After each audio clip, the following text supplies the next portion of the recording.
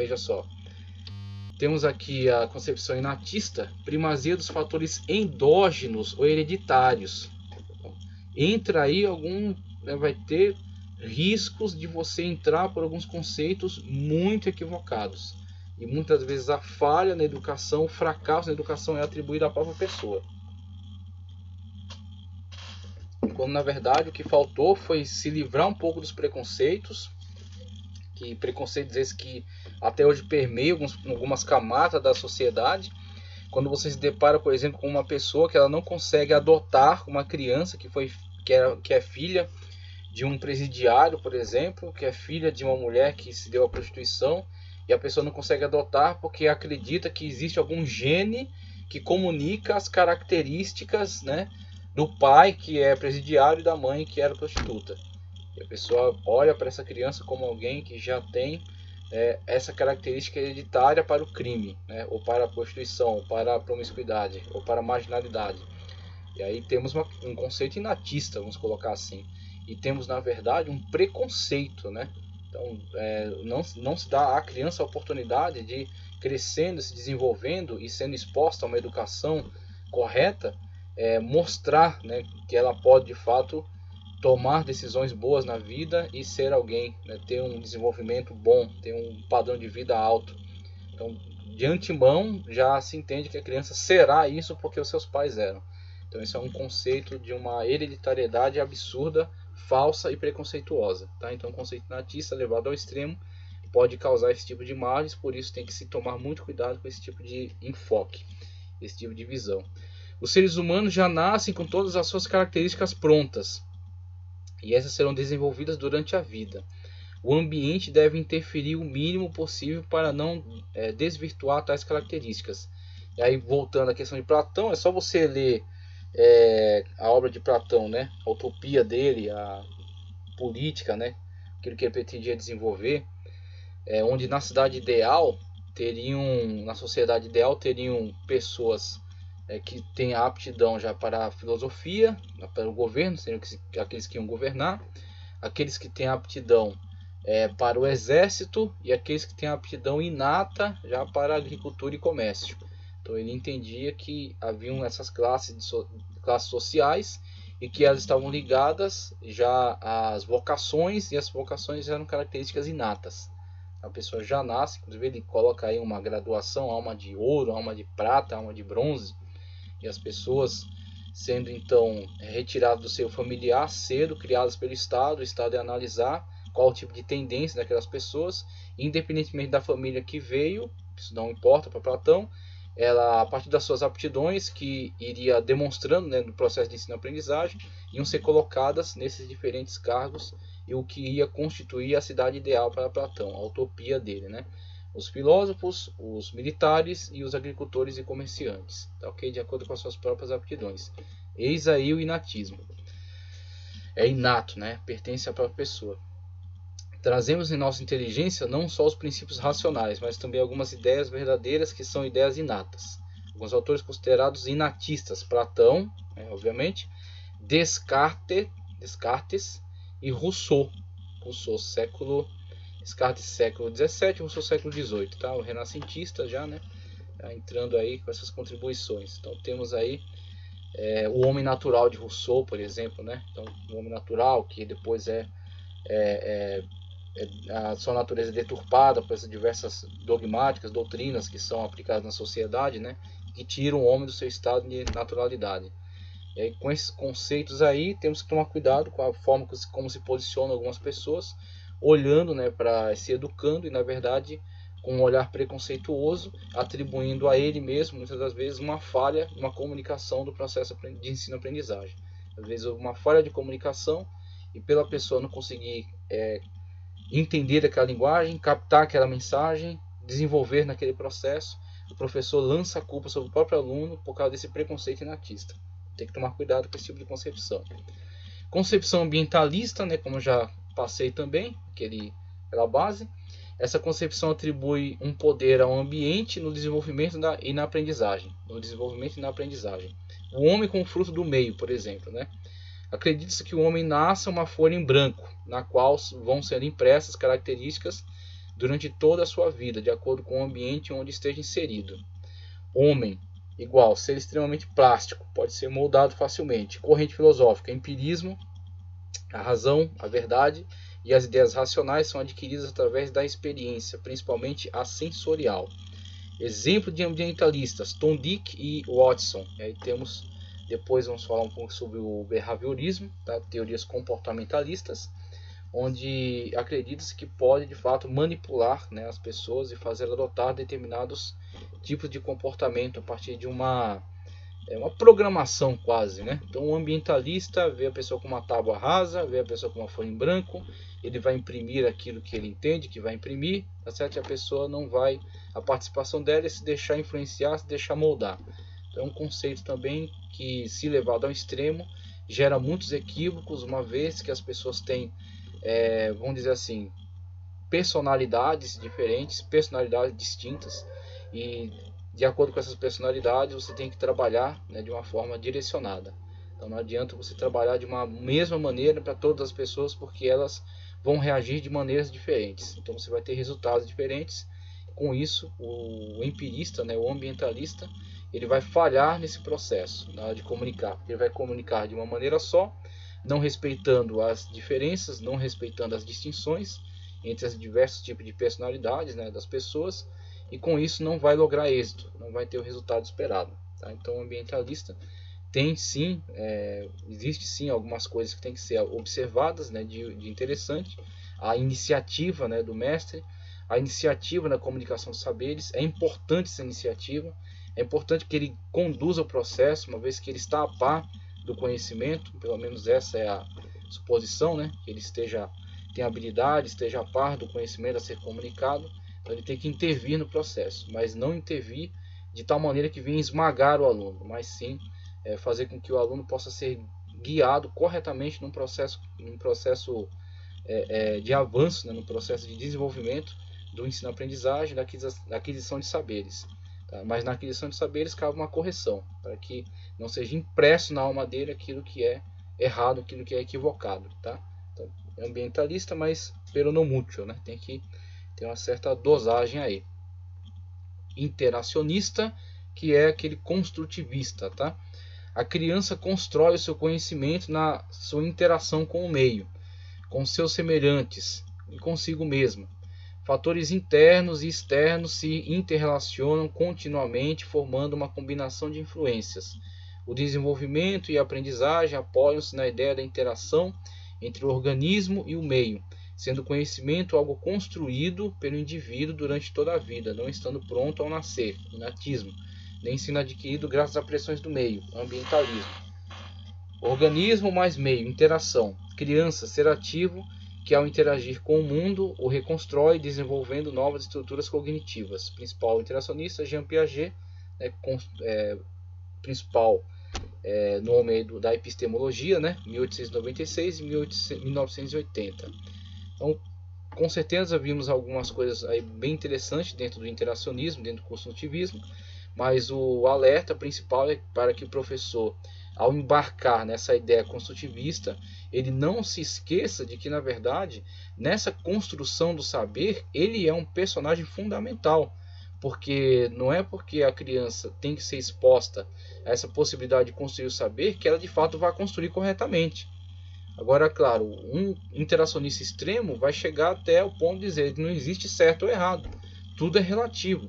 E nesse relativismo filosófico é onde mora grandes equívocos, porque no mundo real há o certo e errado. No mundo real há coisas que te conduzem à vida e há coisas que te conduzem à morte. Há coisas que são construtivas, tá certo? São benéficas, e há coisas que são destrutivas, são maléficas. No mundo real não há esta relatividade extrema, essa relatividade total das coisas. Existem sim conceitos de certo e errado. É assim onde o construtivista, o interacionista, em alguns momentos ele tem que se posicionar. Se ele vai parecer com um ambientalista, é problema, fazer o quê? Se ele vai parecer com um inatista em algum momento, qual é o problema? Desde que ele em determinado momento possa conduzir a criança para o bem maior, que é a aquisição de um conhecimento para o seu bem e o bem da sociedade. Um conhecimento útil. Nem toda informação gera conhecimento. A gente tem hoje, devido ao acréscimo, né, dessas ferramentas de comunicação, internet, Facebook, Google, YouTube, né, meios de comunicação, televisão, rádio, por aí vai, celulares, a gente tem uma carga de informação absurda hoje. Então as pessoas estão expostas a muitas informações, informações inúteis, informações falsas, informações preconceituosas, tá? Informações de enviesamento político, onde são manipulados para favorecer determinada ideologia, ok? Então não é toda informação que gera conhecimento útil. E é numa situação dessa onde o professor precisa se posicionar. Falar, não, essa informação aqui está errada. Ela vai produzir um mal para você. Você vai se destruir com isso aqui. Então, onde a criança, para gerar, para construir esse conhecimento, precisará da interferência. Você pensa numa pessoa construindo um muro, um aprendiz. Aprendiz de pedreiro, vai construir um muro. Ele começa lá, né? Mistura massa. Aí já mistura na proporção incorreta. O cimento vai ficar muito seco. O mestre vai ter que chegar lá e falar, acrescente mais água, tá? Começa a misturar, daquele pouco vai colocando os tijolos, né?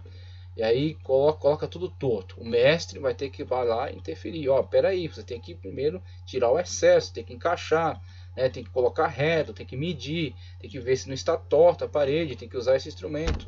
Veja aí, o processo ao mesmo tempo construtivista, ele é ambientalista, né, vamos colocar assim, porque houve interferência daquele que tem o saber correto, certo? Não é qualquer muro que vai prestar, é aquele que fica reto e aquele que está, de fato, construído de acordo com o padrão, tá certo? Para que ele possa permanecer ali, né? Está solidificado, está bem fundamentado, é esse que serve, o resto, todas aquelas outras opções não prestam, então ele vai ter que ser conduzido, dirigido. E existe um pouco de inatismo, porque a pessoa também entra com algumas, ela supõe, né, que sabe, ela faz algumas, ela deduz algumas coisas, ela vê a ferramenta, ela sabe, essa colher de pedreiro, né, não é com ela que se mistura a massa, é com a enxada, porque a enxada tem outro formato, então ela pega a enxada para misturar a massa, a colher de pedreiro para jogar a massa lá, então tem um pouco de inatismo também, tem um pouco de dedução, ok? Então vai interagindo aí com esses pressupostos, né? E aí trazendo isso para a educação, o professor também se posiciona no sentido de proporcionar um construtivismo, a pessoa participar do conhecimento, mas interferir para que ela construa incorretamente. E também esperar que ela faça algumas deduções e também dê algumas respostas certas e chegue também a algumas conclusões corretas, né? Porque ela também tem inteligência. Então vemos aí que existe, na verdade, a possibilidade aí de se interagir entre esses conceitos de educação. Eu trago a palavra aí do professor, tá certo? O grande professor Pierluigi Piazzi, tá? Existem muitos vídeos ótimos aí dele falando sobre a aquisição de inteligência, tá? Ele teve que enfrentar algumas contrariedades, se posicionou e foi uma voz muito atuante dentro da educação, tá? Então eu recomendo a todos os vídeos de Pierluigi Piazzi. Quantos construtivistas são necessários para trocar uma lâmpada? Nenhum. Quando a lâmpada se sentir pronta, ela se troca sozinha. Esse é o extremo do construtivista. Ele abandona a criança à sua própria sorte. Ela vai construindo saberes, ele não interfere, tá certo? Nas construções incorretas, porque senão pode prejudicar psicologicamente, pode desanimar a criança, tá certo? Pode trazer algum tipo de lesão à criança. Então ele não interfere, deixa aquilo, porque mais tarde ela vai saber qual é o certo. Só que aí a mensagem errada é a que está gravada dentro da mente dela, tá certo? Foi a que foi absorvida, né, pela sua capacidade cognitiva e aí construiu incorretamente. Depois ela vai ter um conflito ao descobrir qual é o certo. Só que aí ela já gravou aquele que era errado, tá certo? Então temos aí a palavra de Pierluigi Piazzi, né, fazendo essa provocação. E outras, isso aqui por exemplo, ele diz: seu cérebro é seu maravilhoso cérebro é capaz de se tornar cada vez mais inteligente, desenvolvendo cada vez mais habilidades e conhecimentos, porém o processo é lento e nada no mundo pode acelerá-lo, tá ok? Então temos aí a palavra de Pierluigi Piazzi, falando também acerca do processo, né, de desenvolvimento da inteligência, aquisição de inteligência, processo de aprendizagem. Tem todo um passo a passo, né? Tem todo um desenvolvimento, um processo lento, mas processo muito frutuoso quando a pessoa de fato adquire saberes, adquire habilidades. E ele fala muito do imprint, né? Então, estudar sempre com um lápis na mão, né? Nunca ir para uma aula e não copiar. Você quer aprender algo dentro de um conteúdo de um livro, né? Copie-o, né? Leia e copie, né? Faça apontamentos, faça alguns rascunhos para que você possa de fato gravar. O processo no qual você escreve, você está gravando na sua mente. Então, precisamos mais de Pierre-Louis Piaget, tá ok? No processo de aprendizagem. Por incrível que possa parecer, é mais importante o tempo que você passa estudando sozinho do que aquele que você passa assistindo às aulas. Ele era muito crítico com relação a grupo de estudo. Ele fala que não existe grupo de estudo, porque cada um aprende sozinho, tá? Então, precisamos trazer de volta conceitos importantes como esse para que as pessoas possam trabalhar no processo de desenvolvimento da aprendizagem. Desenvolvimento correto, tá? Bem dirigido.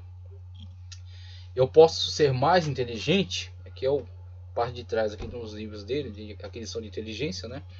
Durante muito tempo acreditou-se que a inteligência fosse uma característica inata. Olha o inatismo aí, tá ok? Então, dentro desse conceito de inteligência, o fator genético era considerado bem mais influente que o fator ambiental, né? Então temos aí um antagonismo, né, entre inatismo e ambientalismo. Porém, as mais recentes descobertas das neurociências mostram que a inteligência pode ser aprendida, ok? Então vai absorver essa inteligência, né? Vai modificar, vai acrescentar, né? Vai construir inteligência a partir de uma aquisição que se faça, né, no processo de ensino-aprendizagem. E que esse fato não se dá durante as aulas, mas no momento do estudo individual extraescolar, ok? No momento que a pessoa está se dedicando pessoalmente a aprender aquele determinado conteúdo, né? E aí ele dá dicas para que a pessoa possa empregar meios, né, para adquirir esse conhecimento. Inteligência, talento e vocação são características que podem ser adquiridas com facilidade e um pouco de esforço. Aprendendo inteligência apresenta um panorama do que há de errado na maneira como os alunos encaram os estudos, além de demonstrar de forma simples que os erros mais comuns podem ser evitados. Também oferece preciosas dicas de como aproveitar melhor o tempo, por incrível que pareça, estudando menos e aprendendo mais, né? Dica interessante aí do professor Pierre-Louis Piaget. Recomendo aí Aprendendo Inteligência, o livro dele, tá? Então, passando aí, né, queríamos conceituar um pouco essas questões aí da perspectiva inatista, ambientalista e construtivista, porque falamos aqui sobre a finalidade, né, da educação, e principalmente destacar que há uma diferenciação na educação cristã, no sentido de que ela não ficará engessada, né, não ficará enclausurada dentro de determinados conceitos, mas que ela busca, né, a restauração do homem espiritual, o homem original, que é esse seu pressuposto, de que todos foram criados por Deus. Então a educação cristã vai lapidando esse homem, né, vai tirando essas distorções até encontrar o homem espiritual, até encontrar o homem conforme a criação original de Deus. Então eis aí o paradigma da educação cristã, tá ok?